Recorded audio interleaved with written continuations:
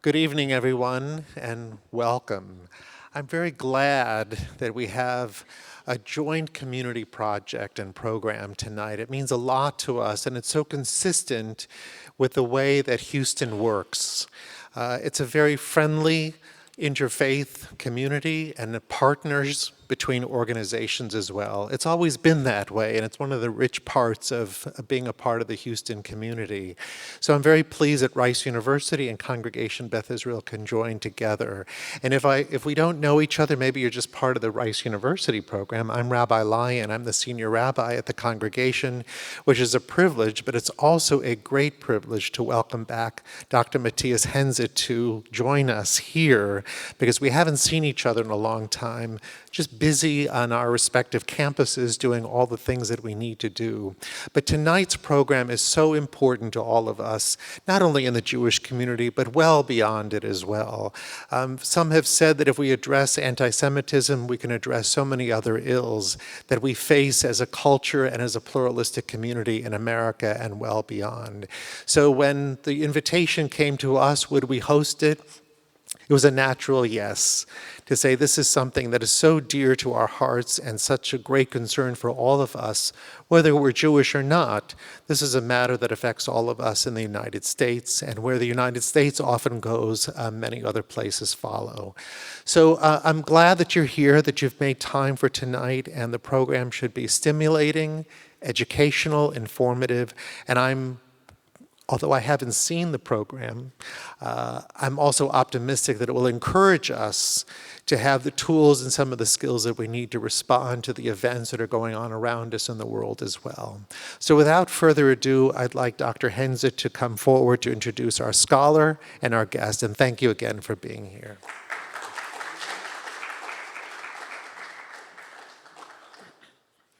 Good evening. As you just heard, my name is Matthias Henze. I am a professor of the Hebrew Bible in the religion department at Rice University, and I'm also the director of the program in Jewish studies. As Rabbi Lyon just said, it has been way too long since we've been here, and so I would like to express my appreciation for welcoming us. We are thrilled to host, that you invited us and to put this program on with you. My task tonight is to introduce our speaker. But before I do so, I would like to recognize two long-term friends of Rice Jewish Studies, Dan and Patty Steiner. Dan and Patty have been with our program for a very, very long time. It seems forever. You have supported us in many ways with your enthusiasm for and dedication to Rice University, with your seemingly boundless positive energy, and with your good advice on the Jewish Studies Advisory Board. Your very generous financial gift has made tonight's program possible. And so for that, I would like to thank you.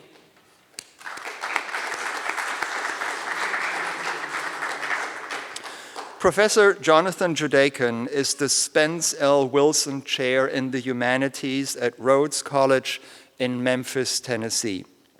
He is a scholar of many things, including the history of existentialism, anti-Semitism, racism, and post-Holocaust French Jewish thought. Professor Judakin has authored some 50 academic articles, and he has written, edited, and co-edited 6 books. His most recent book, published in 2020, is titled The Albert Memmi Reader, which is a companion of the Tunisian Franco-Jewish writer Albert Memmi. Professor Judakin's new monograph, Critical Theories of Anti-Semitism, will come out next spring in Columbia University Press's New Directions in Critical Theory series. Professor Judakin has been invited around the world as a visiting scholar. He was a Fulbright scholar in Israel and South Africa, a scholar in residence at the Center for Advanced Holocaust Studies at the United States Holocaust Memorial Museum, and a National Endowment for the Humanities Fellow at Harvard University, and more recently at the College of Charleston. In addition to his many academic activities and publications, Professor Judekan has also published journalistic and obit pieces in Haaretz, Inside Higher Education, the Huffington Post, Tablet, Tikkun, and the Forward. A leading scholar in the United States on anti-Semitism, Professor Judekan is in high demand these days, and that is the understatement of the evening, I think.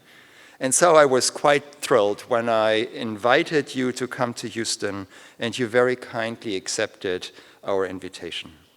Tonight, Professor Judekan is going to talk about 10 commandments for how to think about anti-Semitism today. Please help me welcome Professor Jonathan Judekan.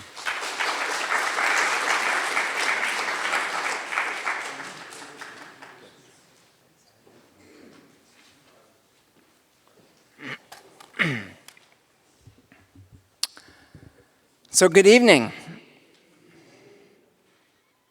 I want to first of all thank Rabbi Lyon for the welcome, the warm welcome, Dr. Henza for the introduction, and Dan and Patty really for helping make tonight possible. I do want to say that I had no idea who would be here tonight.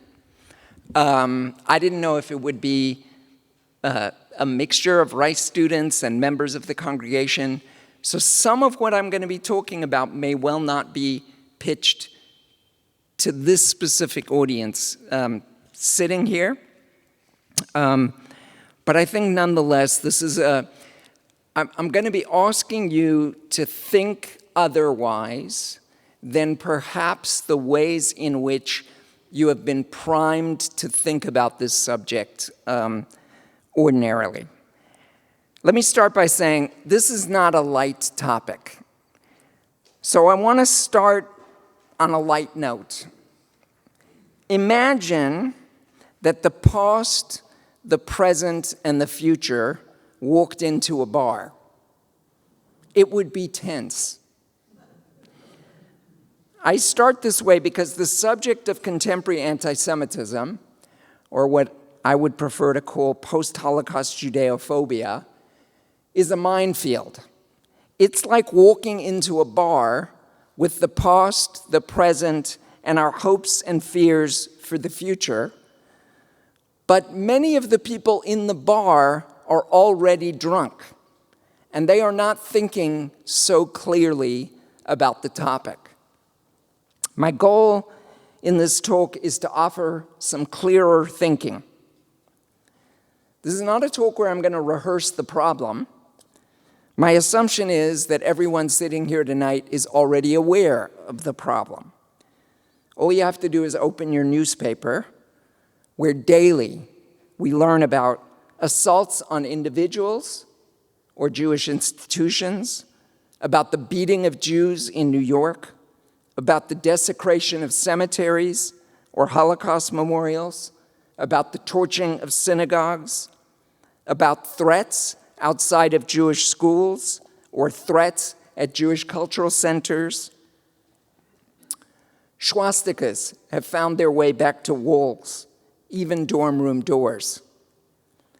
Most frightening is the lethal targeting of Jews since 2012 in Toulouse, Brussels, Paris, Copenhagen, and in Pittsburgh and Poway.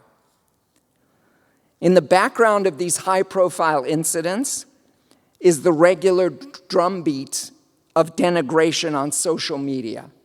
Judeophobic memes and conspiracy theories circulate the internet now, no longer only on the dark web. They've been normalized and mainstreamed. There is a very clear problem. I'm not going to spend time rehearsing the problem. What I want to do tonight is to offer some thoughts on how to think about the problem of contemporary Judeophobia. For those of you who got the handout, what I want to offer, therefore, are some meta-reflections. As I elaborate on these meta-reflections, I'm going to give you 10 commandments for how to think about anti-Semitism today. In doing so, I'm going to discuss the differences between Judeophobia on the extreme left and the extreme right. I'm going to discuss what I understand to be the underlying driver of contemporary Judeophobia, and I'm going to make an argument for what I will call multi-directional anti-racism in all its forms. Lastly, I'm going to address how contemporary Judeophobia is often framed by watchdog organizations who do really important work, like the ADL, or Stand With Us, or the Simon Wiesenthal Center, or the Brandeis Center, or the AJC, or other groups. And I'm going to be talking about, in some cases, how these groups actually distort our understanding of what is happening today. The first thing that we need to appreciate about the history of Jews in the West, and here I include Islam as part of the history of the West, is that there has not been a uniform, undifferentiated hatred against Jews. In order to avoid this misconception that there has been an eternal hatred of Jews everywhere that they have been, and were that true, none of us would be sitting here tonight, I would suggest that you must follow commandment number 1. Thou shalt not be anti-Semitic. In order to avoid being anti-Semitic, you need to learn to make distinctions about Judeophobia, starting with the words that you use to name it. Because if we're going to have more mature conversations about racism in our country and in our world, we actually need a more nuanced vocabulary for talking about it. The terms racism and anti-Semitism don't get us all that far. We can't just call everything by one word in an undifferentiated way. And the problem with the word anti-Semitism itself is that it doesn't allow us to make distinctions. And making distinctions and naming things properly is key to understanding what you need to fight against. So, what was going on with Jews in the ancient world was not the same thing as what was going on with Jews in the early Christian world. And this differed from what happened after the rise of Islam and in the medieval era. And this is also quite different from what was going on in Europe when the word anti-Semitism was first popularized in 1879. And it's quite different. What was happening then in that period, when the term anti-Semitism proper actually makes a lot of sense, from, let's say, 1880 to 1945, what was going on in that era is actually quite different than what's going on today. And I'm going to talk more about that. The word anti-Semitism actually occludes the distinctions not only between different historical eras, but also the differences between stereotypes or myths or tropes, like enduring images of Jews and Judaism, and prejudice, the ways in which these images get internalized, sometimes unconsciously, to shape unconscious bias or prejudice. And that's quite different from discrimination, in which you engage in social or even legal mechanisms by which you exclude some people and include others. And that's not quite the same thing as the history of racism. And those things don't necessarily lead to genocide. So arming yourself with a more nuanced vocabulary is important to understanding, naming, and fighting Judeophobia. If you want to think more clearly about anti-Semitism, thou shalt not be anti-Semantic. Develop your vocabulary for talking about it and make distinctions. Commandment number 2 is closely linked. Thou shalt think historically. What is happening today is not the same thing as what happened in Germany in the 1930s and 1940s. This is why I like the term post-Holocaust Judeophobia to name our contemporary epoch rather than the new anti-Semitism. Now, one can always suggest that there are analogs, that there are parallels, that there are echoes. But structurally and institutionally, the context today is fundamentally different. Our world is post-Holocaust. And one outcome of the Holocaust was a widespread debunking of the ideas behind racism, which underpinned the theory of Aryans versus Semites built into the word anti-Semitism. One huge change that this occasioned was that Jews became white folks after the Holocaust in America. Now, the relationship between Jews and whiteness is more complicated than that, but this statement is mostly right. The covenants that prevented Jews from moving into neighborhoods with other white folks ended. Jews began to enter the corporate world dominated by white Christians. The discrimination against Jews, like quotas at Ivy League schools, ended. And until the toxic jet fuel of the Trump era, prejudice against Jews was much lower. Another huge change was that the State of Israel came into existence in 1948. And now Jews have a Jewish state that serves as a refuge against anti-Semitism, but also a state that fights against Judeophobia. That's a big change. Third, the European colonial powers that dominated the world until 1945 have had their empires crumble. We now live in a post-colonial world.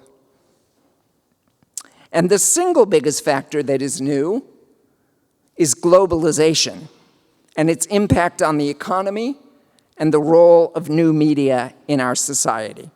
In fact, if you asked me what is the major driver for contemporary Judeophobia, I would answer in one word: globalization. We live in a brave new world disorder, and it's not the same world that defined the 1930s and 1940s. There is much more that is different today than is the same from the world that defined the Holocaust. So, third commandment, thou shalt ask. So what's new?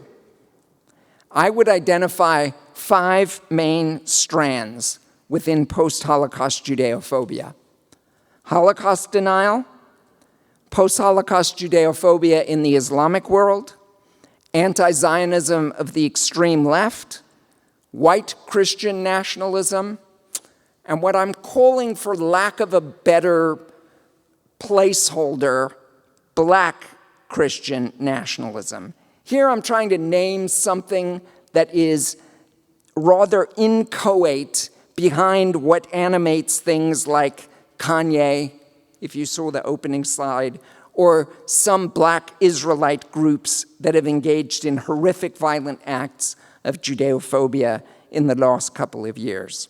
So what's new are these 5 strands of post-Holocaust Judeophobia. Commandment number 4 drills deeper into what is new.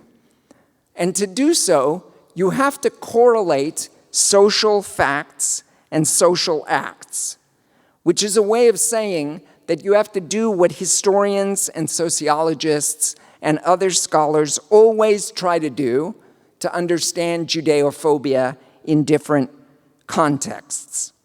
So let me take post-Holocaust Judeophobia in France as an example. In France, you have the largest community of Jews living side by side the largest community of Muslims anywhere in the world outside of Israel. Since 2000, there have been an average of 600 Judeophobic incidents yearly. When you tally up the numbers, anti-North African, anti-Arab, or anti-Muslim incidents are the next highest recorded number of hate crimes. Of those that get caught engaging in these Judeophobic acts, 2/3 of the perpetrators are North African male youth of Muslim descent. To understand these numbers, you have to understand something about the European colonial project in North Africa, where Jews were given citizenship in Algeria and were otherwise more acculturated in Tunisia and Morocco. And they came to France, where anti-Semitism was largely publicly forbidden as a result of France's collaboration in World War II. And they were welcomed by a Jewish community with institutions and resources. Arab or Muslims, on the other hand, were at the bottom of the pyramid of power in the colonial world. And Muslims who emigrated to France also experienced marginalization and racism. Now, when I say this, today, when we look at racism in the United States, we use metrics to assess institutionalized racism, okay? So let me give you some statistics about France. Half of all unemployed workers are of Muslim descent. That's more than twice the national average. Those who have jobs are oftentimes in low-paying, low-prestige, unskilled jobs. In other words, they're the last to get hired and the first to get fired. Housing is bleak and overcrowded for the poor in France who live in urban housing projects called banlieues or cités. And not surprisingly, these are oftentimes places of higher rates of violence and criminality. So half of all prison inmates in France and 43% of those in juvenile centers are foreign-born. The French state does not engage in specific metrics about ethnic or racial groups, again, as a result of the history of France's collaboration in the Second World War. As a result of these social facts, many youth of Muslim descent see what happens in Israel, in Palestine and in Israel as a symbolic filter through which the concrete experience of anti-Muslim, anti-African racism in Europe is seen to be analogous to the experience of Palestinians in Israel. In short, if you want to understand contemporary Judeophobia in France, you need to understand it within a common frame. You need to understand both Judeophobia and Islamophobia in the same frame. Just as if you want to understand Judeophobia in America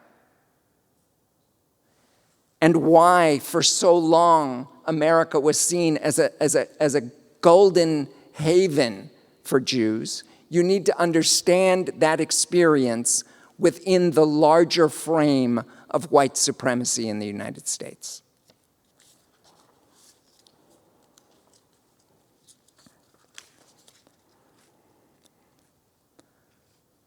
So this next slide is really more for the students than for you. But nonetheless, I think that it's a really important point, especially when the dominant discourse among the punditocracy of those around this subject is that anti-Semitism is unique, that it's different from all other racisms. Commandment number 5 is, thou shalt think anti-racism multidirectionally without exceptions. Acts of violence against Jews or discrimination because of Jewish identification must be understood as part of the interconnectedness of all forms of social ostracism and oppression. In other words, what is going on right now is a heightened period of anti-Jewish racism. In some places on the political left, however, this has been harder for some to see because of the association of Jews or Israel with global white supremacy. The association of Jews and white supremacy has now been added to the standing claims about Israel as a racist, colonial, apartheid state. So take the flyer on the left, for example. It was circulated at the University of Illinois. Who circulated it is unclear, but it illuminates an issue. Not only are Jews identified as privileged, which on aggregate we are, but they are here depicted as the most privileged group of all whites, the very essence of white domination. Now, I've already said this correlation of Jews and whiteness is complicated, and it differs regionally. In Israel, for example, which now has the largest Jewish population in the world, half of Israeli Jews would not ordinarily be recognized as white by those who judge the world according to the white-black binary in the United States, since they come from North Africa and the Islamic world. We might call them Arab Jews, or Jews of color, or even black Jews in the case of Ethiopians. This is also the case in France, which also has a very large population of Jews from North Africa. But the writer James Baldwin helps us to understand what is going on among leftists when he explained that whiteness within this leftist discourse is not about the color of your skin, but about social power. Still, the white supremacists in Charlotte who chanted, "Jews will not replace us," in their Torchlight rally, they don't agree with those who uniformly label Jews as white in America, nor, of course, did the Nazis. And it turns out that in actuality, there is a very long history within European thought of associating Jews with blackness in the history of the development of racial thinking. So whiteness never protected Jews from racist expulsion and murder, which, as we know, continues today.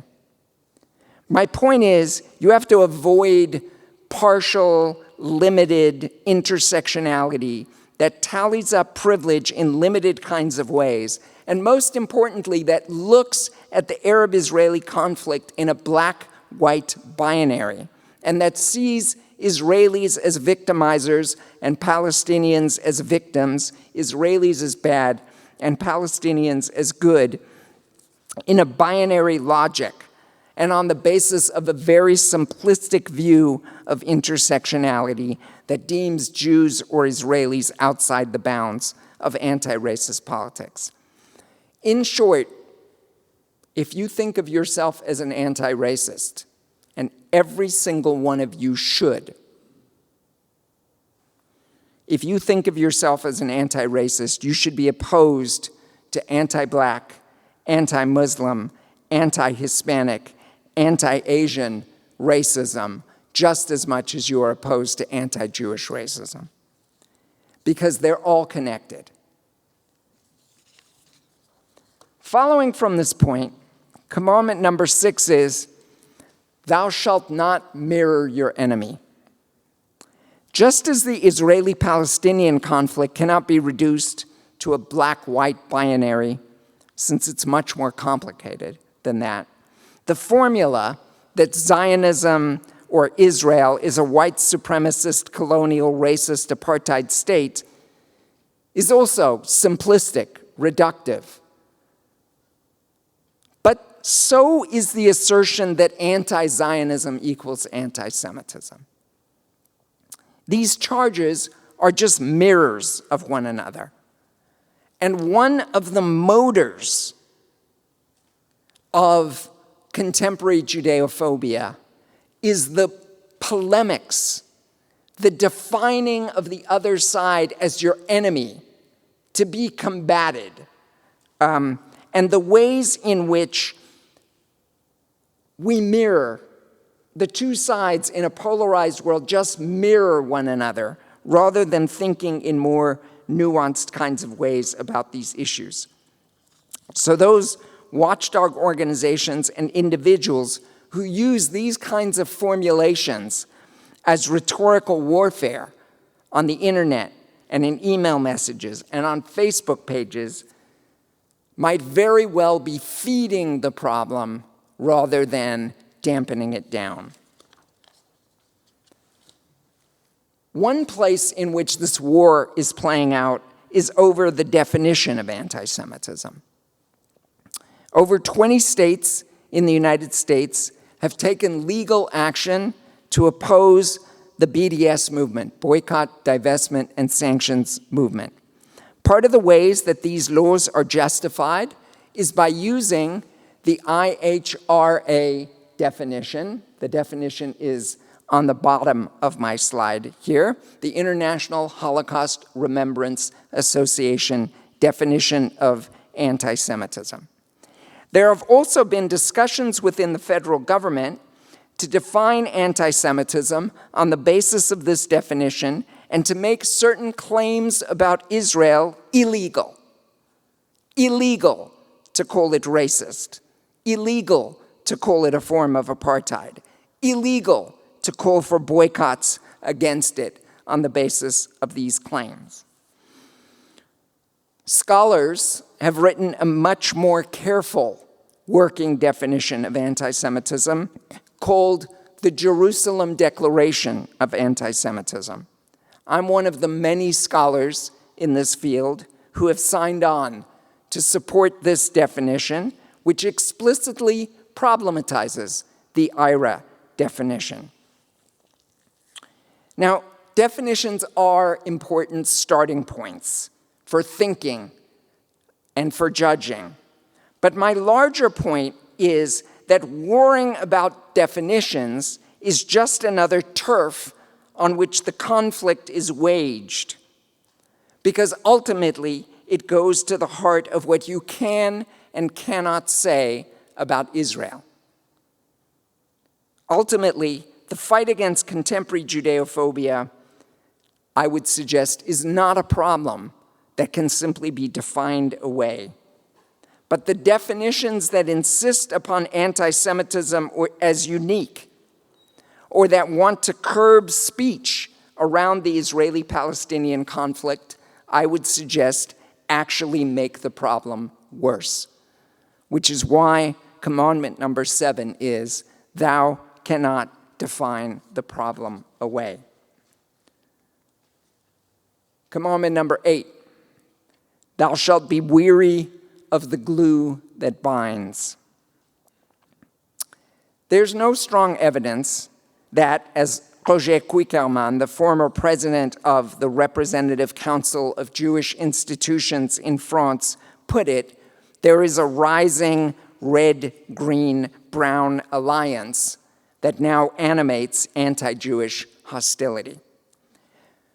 Quickerman was the first to use this term, Alliance brune-verte-rouge, to describe the anti-Semitic alignment that is supposedly shared by an extreme right, nostalgia for racial hierarchies, that's the brown, an extreme left, which is anti-globalist, anti-capitalist, anti-American, and anti-Zionist, that's the red, and the followers of the greens. Today, the green in this purported alliance is supposed to stand for Islamism, or what this book on the slide calls Islamofascism.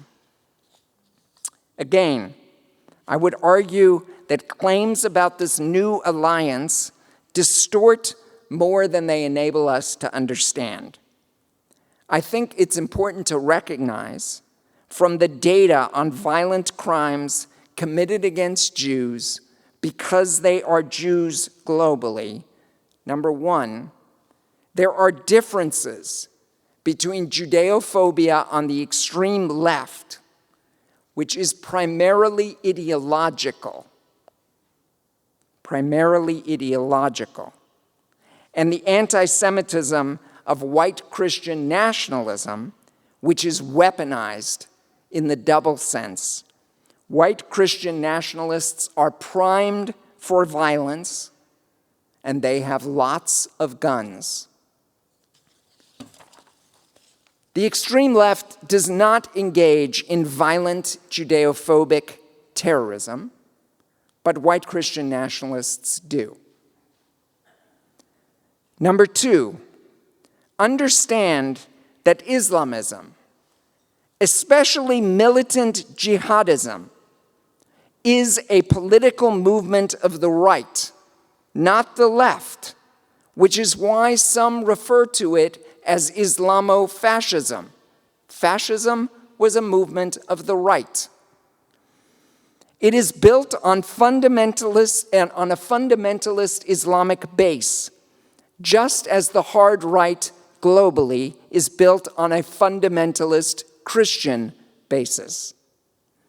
So there is no alliance of the left with Muslims that are a violent threat to Jews, though some on the left, many on the left, this is growing on the left, this is becoming more chic on the left, certainly agree with the majority of Muslims in their views about Israel.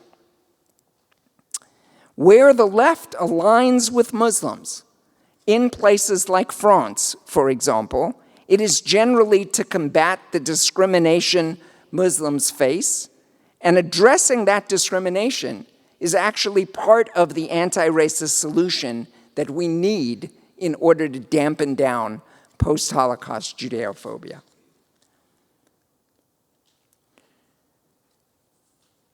Because these distinctions are sometimes not made in public discussion, one often hears that Europe is becoming more and more anti-Semitic, and that America is becoming more and more like Europe. When you hear people speaking in such undifferentiated terms about America, look, my wife's from Baton Rouge, okay? For her, like, Texas isn't even part of the South because it's its own thing. We don't make undifferentiated generalizations about even the region that we come from, right? When you hear people saying these vast generalizations about America, you know they're speaking in stereotypes. There is no such thing as an undifferentiated Europe that is becoming anti-Semitic. And the same thing is true of the left. When one speaks about leftists in Europe, it's important to distinguish between the socialist parties, the Socialist Party in France, or the Labour Party in Britain, or the Social Democrats in Germany. These are the mainstream leftist organizations in those European places. They're quite different from the extreme left, the orphans of the revolution, the Trotskyists and Marxist-Leninists and Third Worldists. And the mainstream leftist parties in Europe basically all support the existence of the State of Israel. There was a different viewpoint when Jeremy Corbyn was head of the Labour Party in England, but things have changed under the leadership of Keir Starmer, and they have reverted to the mainline approach of leftist parties. To speak about Europe or the left or the right in undifferentiated terms is to speak in stereotypes. And commandment number 9 is, thou shalt not speak in typologies. Let me conclude with commandment number 10. Thou shalt be vigilant. Judeophobia remains a serious, indeed a deadly problem.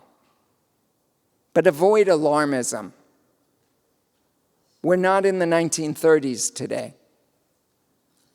Avoid reductio ad Hitlerum arguments. Israelis are not the new Nazis. Berkeley is not about to become Judenrein. College campuses are not under assault. Since I'm here today at the invitation of Rice, let me say that colleges are certainly the front lines for a lot of activism around this issue, as with all forms of racism.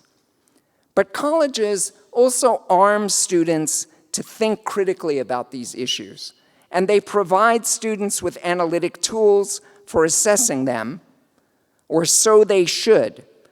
And the fact that Rice invited me here today and that I have spoken all over the country on this issue proves that this is at least partly true. My hope is that all of you would embody the best of this by having a richer vocabulary, a deeper historical consciousness that allows you to speak about and to think about these issues more clearly. My hope is also that Jews are strong enough in their Jewish identity to combat external critiques of Jews and Judaism, but also be open to conversations about these issues that explore the full range of issues that I've discussed today. With that, let me stop and open up for questions and comments.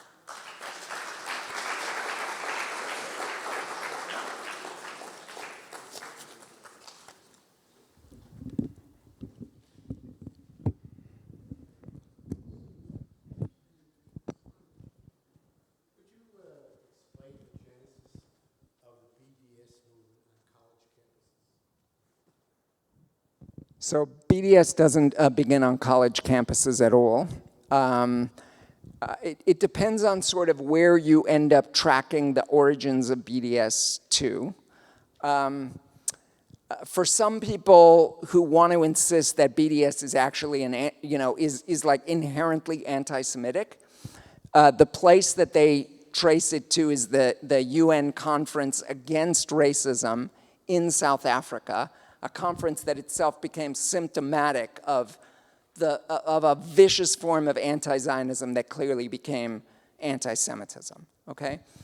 But it was a movement of a whole number of different NGOs. It has some, it's a leaderless movement. It's largely autonomous in some of the same ways that, for example, the Occupy movement is not, it doesn't have a leadership with a clear and defined position, or Black Lives Matter, right? Works in the same kind of way. There are groups all over the world that call for boycotts in very specific kinds of contexts, okay? It is a nonviolent movement that is calling for a nonviolent form of direct activism to oppose what it sees as the racism, colonialism in Israel, right? In part, the term apartheid, you can hear from my accent, maybe I grew up in South Africa under apartheid, right?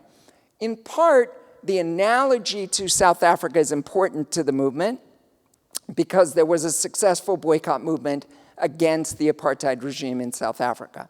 But it's really clear, if you read like some of the leaders of BDS, like Omar Barghouti's work, they're very, very clear. We're making an analogy here. We don't think Israel is the same as, apartheid South Africa by any stretch of the imagination. It's the same thing when you read the reports by Beth Israel, for example, or Human Rights Watch or Amnesty International, each of whom has articulated an analysis of what is going on in Israel, greater Israel, looking at the connections between the occupied territories and democratic Israel.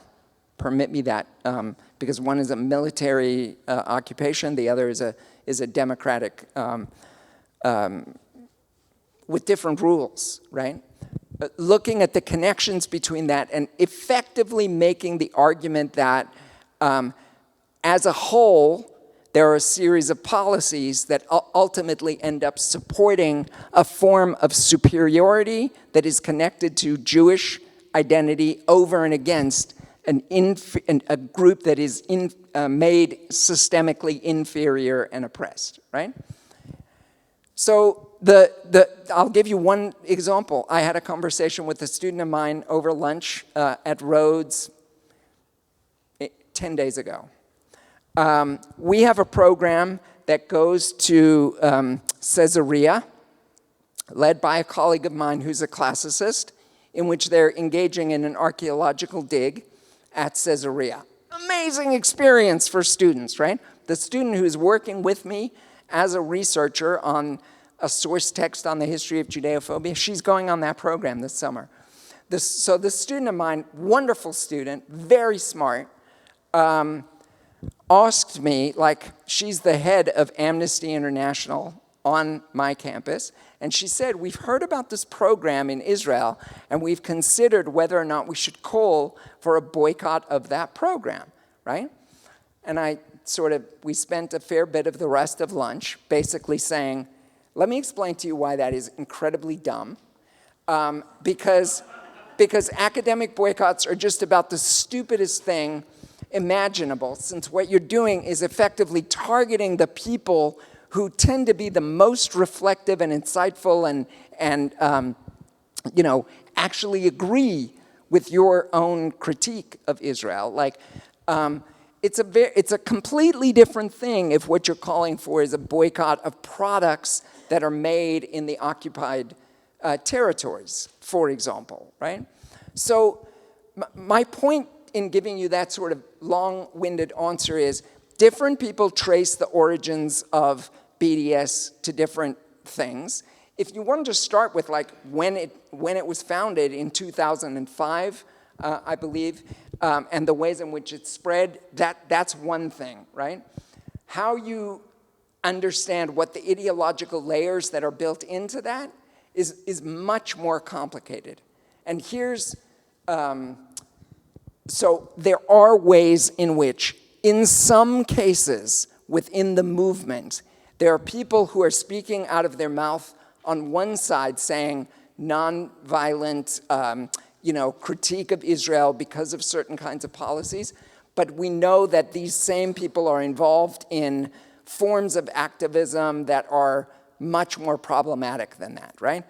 We know that there are people who, in the course of their calls for BDS, end up reiterating classic anti-Semitic tropes about Jewish power, about Jewish money. Those are ways in which that form of anti-Zionism or that form of like anti-Israeli activist politics slips over into anti-Semitism, right?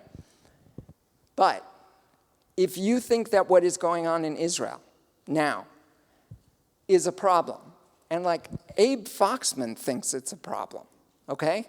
So we're at a new turning point again here, okay? Brett Stevens thinks that it's a problem, okay? I'm talking about the new government. I'm talking about the new sets of policies, right? And about right? If you think that that is a problem, what is your political approach to moving forward in the direction of anchoring Israel as a liberal, democratic state in which all people in its sovereign territories are treated equally, okay? That is what I think we need to be thinking about when we think about BDS, right? It's complicated. Yeah. Can you talk a little bit about the Christian rights, pro-Israel, and how that fits into your narrative? Thanks for asking a very complicated question.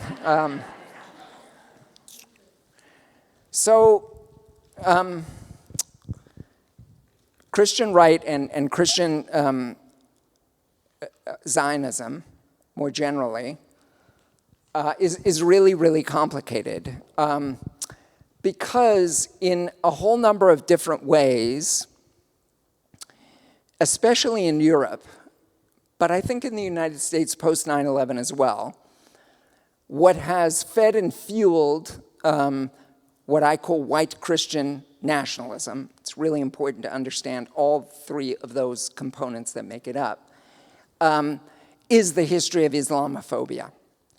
And Israel as a kind of fortress state that has ostensibly inoculated itself against Arabs, Muslims, is a kind of model, right? And then, of course, there's all the, explicitly Christian theological end of times stuff in which Jews play a particular role within the story of Christian salvation, and ultimately it is to be the final witnesses to the truth and the light and the way of Christianity, right?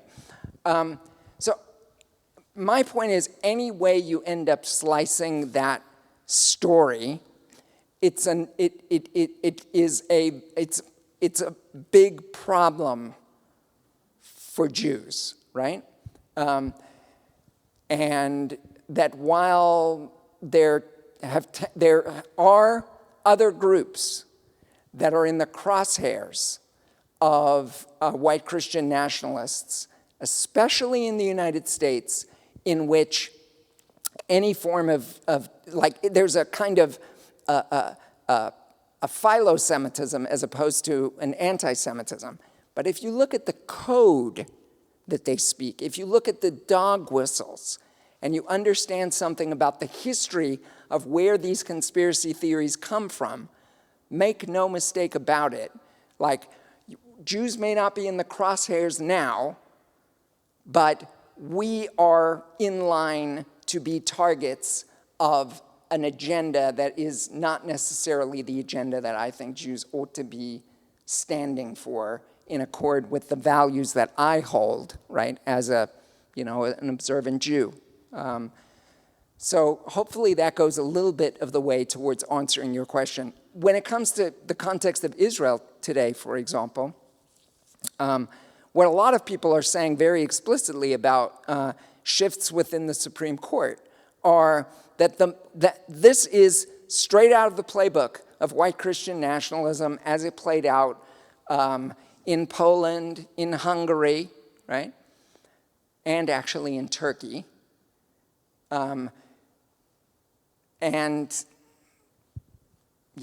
So Jews are in a very paradoxical situation when it comes to the whole sort of spectrum of what I guess people are calling the MAGA wing of the Republican Party, if that's the way that you want to put it, right? Troubling. Oh, okay, sure. There's a guy in the back. I'll take like all the questions that are left at one time, and I'll respond to them just so that everybody can sort of have a chance. Could you explain toxic jet fuel of Trump era? Oh, sure. Okay, yeah.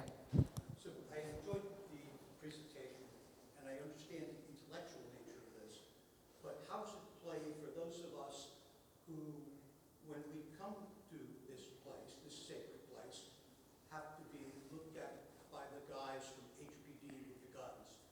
Why should we spend the time thinking about this when all we need to know is we need to be safe? That's my problem. It's a great question. Are you familiar with Highlands University in Birmingham, Alabama, and their philosophy and how they were creating the money that they have behind them? I am not. I'd recommend it. It seems to me that in the 1930s, being school for the advocates of Nazis. Okay, we're gonna talk more about Highlands in the at the reception, and you'll enlighten me.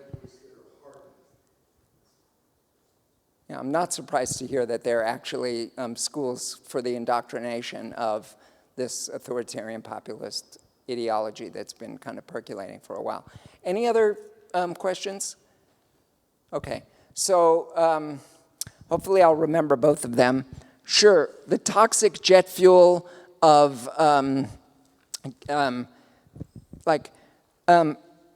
Trump as a figure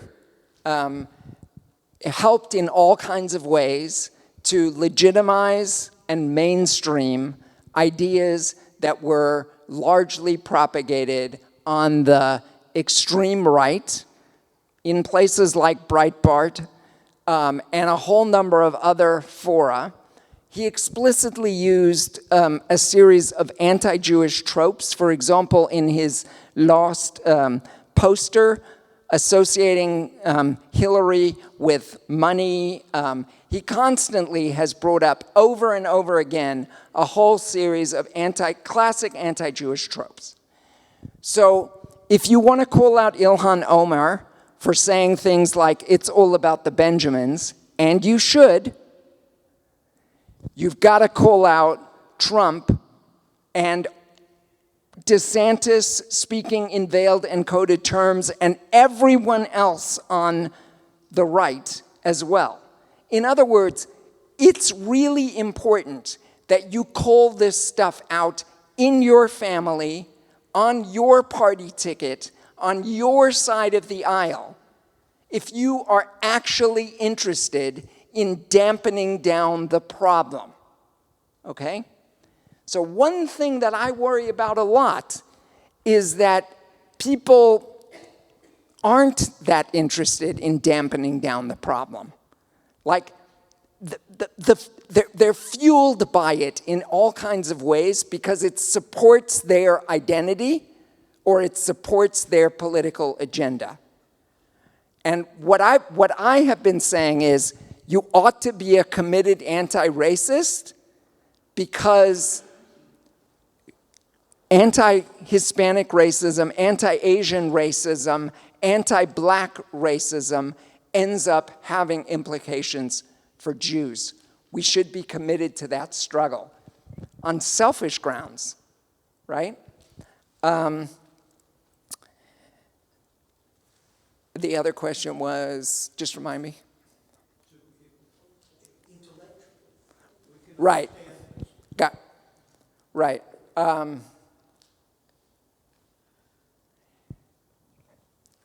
You're a part of all kinds of different networks. None of us is an individual. This idea of sort of, like, it plays out when we think about things like lone wolves. No one is an individual. We are all part of a whole series of networks, right? if we don't think clearly for ourselves and then insist in our conversations over the dinner table, at shul, in your bridge club, or whatever your various networks are, that we address these kinds of issues in the ways in which I have articulated tonight, those police officers don't go away. Now, I don't know about you, but like, I lived in Israel for 2 years. Like, every single time I entered Hebrew University to have my backpack searched, is this like a life that I want to live? When I go to a synagogue in France, do I really want to have to walk through military personnel in order to like cross over into the sanctuary?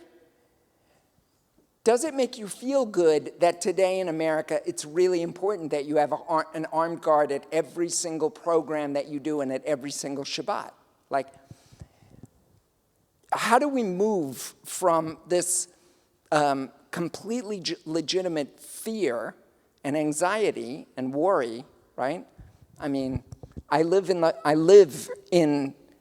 hood in Memphis, okay? My wife works at the JCC in Memphis. Like, we know there are targets on our back. My kids go to Jewish day schools, right?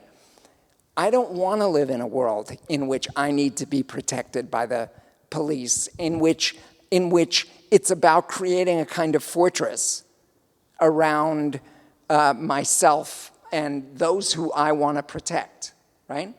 What I've articulated tonight is a vision for why it is that we need to fight against anti-Jewish racism as a part of a more general struggle against racisms more generally, because I don't want to live in a fortress.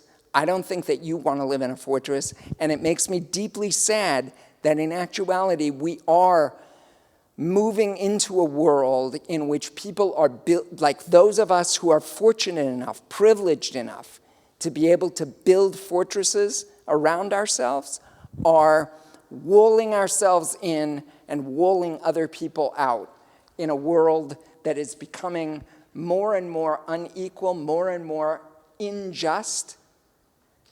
That's not what the Torah teaches me is the world that we are supposed to move towards as Jews, right?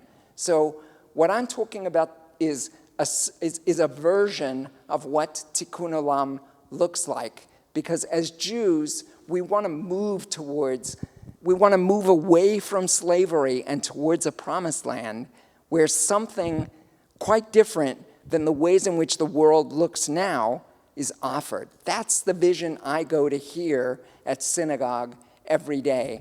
What I've articulated tonight is just an analytic way of understanding how it is that we need to move towards that world, and why I think actually making these distinctions, having a more nuanced perspective, talking about that with your family and within your networks and moving towards that vision is actually important.